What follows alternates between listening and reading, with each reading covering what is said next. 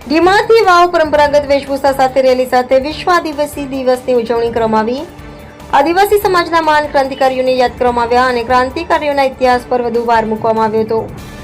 આદિવાસી સમાજની વાડી ખાતે સભા કરવામાં આવી, જેમાં વાવ રાણા સાહેબ તેમજ માવજીભાઈ પટેલ તેમજ ગુલાબસિંહ રાજપૂત તેમજ બનાસકાંઠા દલિત સંગઠનના જનરલ સેક્રેટરી શ્રી શાંતિલાલ રાઠોડ અને કોર્ડિનેટર નાનજીભાઈ હડિયેલા કાર્યક્રમમાં ઉપસ્થિત રહ્યા હતા। વાવ ખાતે વિશ્વ આદિવાસી દિવસ નિમિત્તે રેલી અને સાંસ્કૃતિક કાર્યક્રમોનું આયોજન કરવામાં આવ્યું હતું અને વાવ લોકનિકેતન સંસ્થામાં ચા પાણી કરી ફરી રેલીના સ્વરૂપમાં ડીમા ખાતે આદિવાસી સમાજની વાડીમાં સભાના સ્વરૂપમાં થઈ હતી। રેલીમાં મોટી સંખ્યામાં આદિવાસી સમાજના પુરુષો, મહિલાઓ તેમજ બાળકો જોડાયા હતા। તેઓ હાથમાં ઝંડા અને બેનરો અને સાંસ્કૃતિક ઝાંખીઓ સાથે નગરમાં ફર્યા હતા। નગરજનોએ રેલીનું વધામણું કર્યું હતું। રેલી બાદ આયોજિત મુખ્ય કાર્યક્રમમાં આદિવાસી સમાજના આગેવાનોને આમંત્રિત મહાનુભાવોએ પ્રવચનો આપ્યા હતા। તેમણે વિશ્વ આદિવાસી દિવસનું મહત્વ સમજાવ્યું હતું।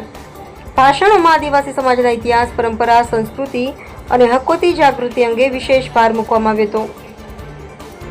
કાર્યક્રમમાં આદિવાસી લોકનૃત્ય, લોકગીતો અને સાંસ્કૃતિક રજૂઆતોએ સૌને મંત્રમુગ્ધ કર્યા હતા। આ સાંસ્કૃતિક રજૂઆતોને સૌને મંત્રમુગ્ધ કર્યા હતા। આ ઉપરાંત આદિવાસી કલા અને હસ્તકલા પ્રદર્શનનું પણ આયોજન કરવામાં આવ્યું હતું। આ પ્રદર્શન દ્વારા સ્થાનિક પ્રતિભાને પ્રોત્સાહન આપવામાં આવ્યું હતું। સ્થાનિક પ્રશાસન, શિક્ષણ સંસ્થાઓ, સમાજસેવી સંસ્થાઓ અને નગરજનોની ઉપસ્થિતિમાં કાર્યક્રમ સફળતાપૂર્વક સંપન્ન થયો હતો। કાર્યક્રમના અંતે આયોજનમાં જોડાયેલા તમામ કાર્યકરો અને ભાગ લેનારાઓનો આભાર વ્યક્ત કરવામાં આવ્યો હતો। Bureau report, Ranabhai, Banaskantha.